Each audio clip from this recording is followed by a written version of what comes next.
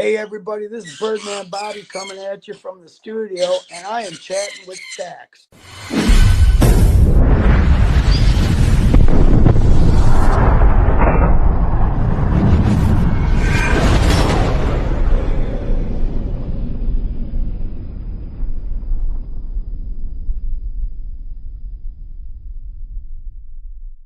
Welcome to this episode of Chatting with Staxx. I'm your host, Bill Staxx, and today I got Birdman Bobby. What? And how long were you in this club for?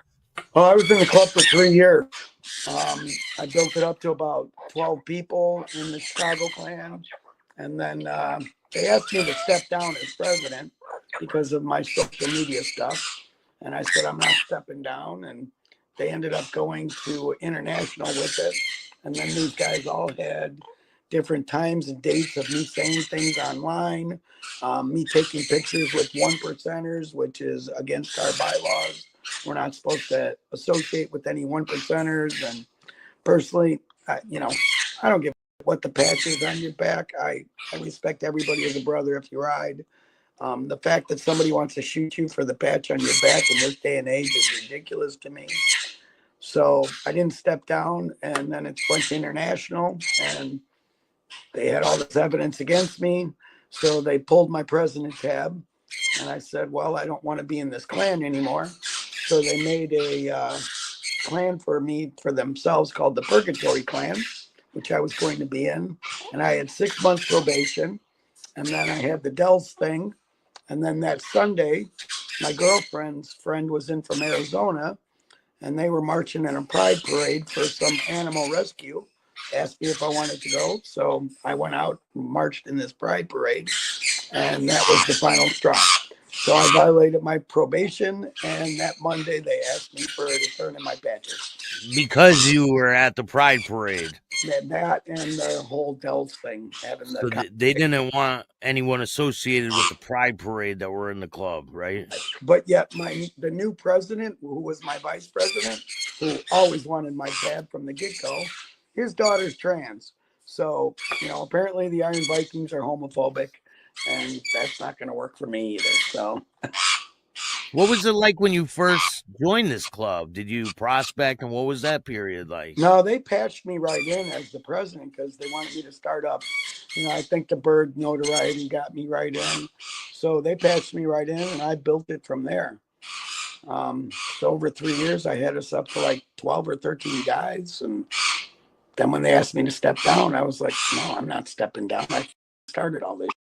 I mean, did they approach you, or did you approach them? I approached them because I was looking, I was actually looking for like a nomad thing, and this thing showed up. And that's how I got involved. And was that your first association with clubs before this point? Before that, I was in a riding club, which was kind of a joke to me. You pay $80 and you get your patches, and now you're in a club. And there were so many people in this club that I had no idea who anybody was, and that wasn't for me. So that's basically what a riding club is, right? You pay, you get your patches, and that's it. Yeah, you pay some dues, and you're just a riding club. You don't have any rules like an MC and such. Yeah. So now, was the club that you were a part of, was it a support club for any other club? No, see, that's where the problem is. So they're part. I guess the 9 originals were from Iron Legacy, which is a law enforcement club. Yes. So these guys are part of the Alliance, which is, there's the COC and there's the Alliance. All your 1% clubs are part of the COC, the Confederation of Clubs. The Alliance is for first responders, law enforcement, and veterans. So what they decided to do was be an MC, but they don't claim territory, so they wear a Nomad rocker. But they don't wear an LE cube because they're not a law enforcement club. But all the 1%ers think that they are a law enforcement club. That was another thing that got me in trouble was, I got posted on some Harley Davidson page, and they're like, oh, it's the Internet Cop Club. And I'm like, dude, I am so far from a cop club. I'm a convict. I don't abide by some laws, and I'm so far from that. And I posted about that. That got me in trouble too. So the fact that they wear that nomad rocker in the MC world, if you're a nomad, you're part of the international chapter. You're an ambassador for your club. You're not attached to whatever Chicago anymore. You're just a nomad. You're still an Hell Angel, but you're a nomad. So it's kind of like a hierarchy status in that world. So for us to, throw that on and not claim territory really pisses them off. I'm sure other clubs don't like the fact that they do that, right? They don't like the Iron Vikings at all. So Now, did they ever have any situations that happened with any other clubs? I've been mud checked a few times. Nothing really big. I know at the Blue Chip they didn't allow colors, so I had to go to security to get allowed to wear my cut because I got the birds on me. I can't really have them on me with the T-shirt on. Yeah. So they allowed me to wear my colors, and I came walking up, and some Sons of Silence guy came up and checked me hard. He's like, "Oh, where'd you buy your patches, on the internet?" And I'm like, "No, I got patched in. I'm a president." He goes, "Well, don't ever wear that in Colorado." And I'm like, "That's okay. I don't ski in my cut." So that was about it for that. What do you think? I was Milwaukee for homecoming last year, and they got that's like a big thing for the Outlaws. So they had all these Outlaws, parked around the entrance there. So when I roll up, they open up the gates and they let me go right into the courtyard by the museum, like, VIP stuff. And this guy comes up to me and tells me to put my cut in my bike. And then he rolled off, and I went and asked their sergeant at arms. I'm like, "You guys got a problem with me?" And they're like, "No, we got no problems with you." So I'm glad to be out of that deal. I'm looking at either Red Rum, thinking about going with those guys, or I just learned that 81 has a Southside chapter here in Chicago. So I might go hang out with them a little bit, but we'll see how it goes. Yeah, Red Rum seems like a pretty a good group of guys. I've been checking them out. I like that whole, you know what the 13.5 means on their diamond that they wear? Yeah, the judge and jury and half a chance. 12 jurors, one judge, half a chance. I love that. I've heard that saying in prison quite a bit. Yeah, so I dig that. That's me. I've been fucked over by my government. I've been fucked over by pretty much every thing out there. So what's your plans for the future? Man, I don't know. I'm struggling hard right now. I had my own business for 35 years, doing glass, which did really well. And then COVID hit, and that kind of put a real damper on my business.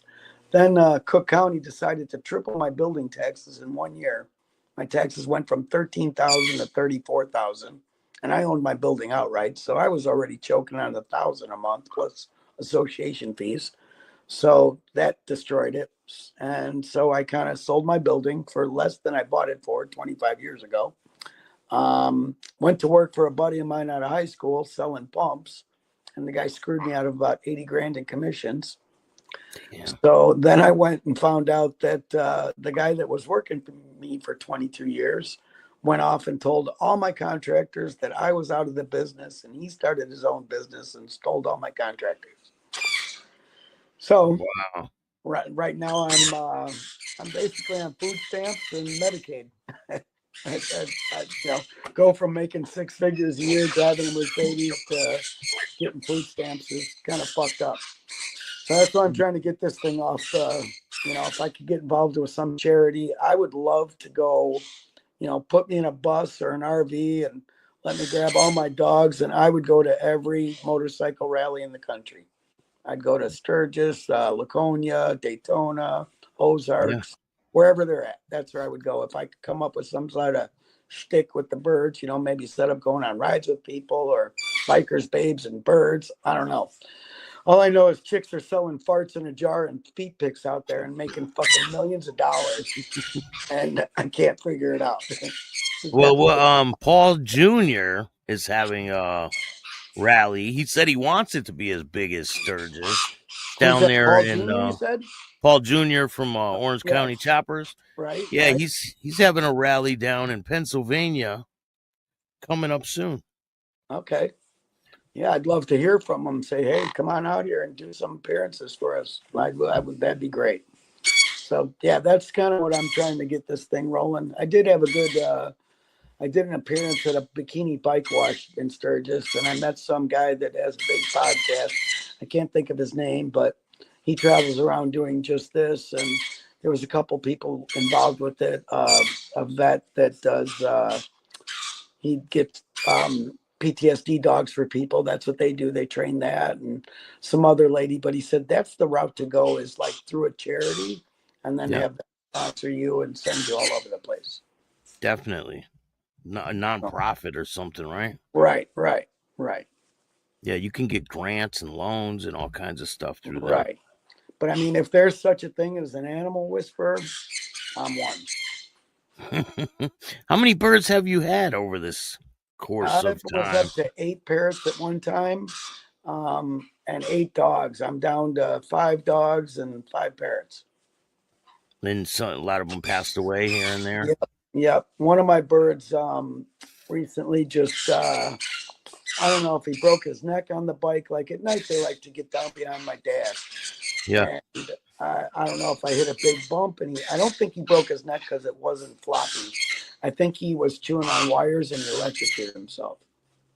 Oh man. You know, they like to chew wires all the time. Yeah. So I've completely rewired my bike from, especially him. He did some major damage. Yeah, his beak is no joke, right? Oh, this guy's got a 350 PSI bike string. Damn. I'm told it's like having a 2-year-old that doesn't know he's got a 350 PSI bike string.